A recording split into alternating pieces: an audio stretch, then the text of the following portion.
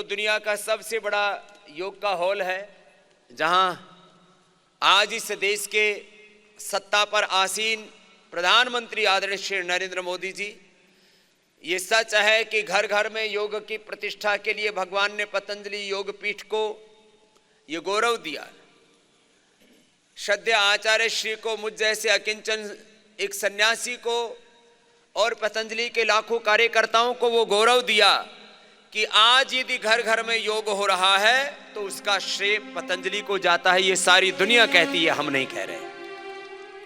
कि घर घर में योग हो रहा है। लेकिन इसको विश्व पटल पर गौरव देने के लिए 177 देशों के समर्थन से इंटरनेशनल योग डे की, अंतर्राष्ट्रीय योग दिवस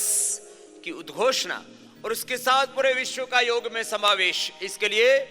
देश के यशस्वी प्रधानमंत्री आदरणीय श्री नरेंद्र मोदी जी ने बहुत बड़ा पुरुषार्थ किया। हम पूरे पतंजलि योग पीठ की ओर से आदरणीय प्रधानमंत्री जी का अभिनंदन करते हैं कि उन्होंने यूएन के अंदर ये प्रस्ताव ही नहीं रखवाया। 177 देशों के साथ उस समय देश की विदेश मंत्री आदरणीय सुषमा जी को लगाया, आदरणीय श्री हमारे अमित भाई शाह जी से लेकर के देश की जो टॉप लीडरशिप है उस काम में लगी। हम एक बार देश की इस सात्विक सत्ता को, आदरणीय श्री अमित जी को, आदरणीय श्री नरेंद्र मोदी जी को, और हमने तो उनको पतंजलि योग पीठ के इस परिसर में आमंत्रित करके पीआरआई के उद्घाटन पर राष्ट्र ऋषि की, इसलिए हमने उनको उपाधि, हमने उनको अलंकार या उनको संबोधन इसलिए दिया कि ऋषि चेतना के, राष्ट्र चेतना के, वो ऋषि चेतना के, राष्ट्र चेतना के हमारे प्रतिनिधि। और पहली बार राष्ट्र को ऐसा प्रधानमंत्री मिला है जो खुद, देश को पहली बार ऐसे प्रधानमंत्री मिले जो खुद प्रतिदिन योग करते हैं। नहीं तो लोग कहते थे अरे योग तो साधु संत। दो तरह की भ्रांतियां योग में, दो बड़ी भ्रांति थी।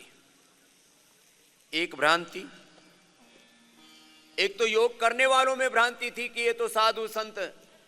महात्माओं का करने वाला कोई अभ्यास है, और दूसरी कि योग के अभ्यास से कोई असाध्य रोग नहीं मिटाए जा सकते। हमने योग, यज्ञ, आयुर्वेद, नेचुरोपैथी, प्रकृति और संस्कृति की उपासना से पंचकर्म, षटकर्म, हमारे पूर्वजों ने जो जीवन जीने का रास्ता में बताया उस पर चल करके और लाखों करोड़ों लोगों को चला करके उनके असाध्य रोगों को मिटा करके ये मिथ तोड़ा। दूसरा मिथ ये था ये लाइफस्टाइल डिजीज, ये जेनेटिक डिजीज, ये क्रोनिक डिजीज और कुछ को तो इनकरेबल डिजीज की संज्ञा दे दी गई कि ये रोग ठीक ही नहीं होंगे। उन सब रोगों को,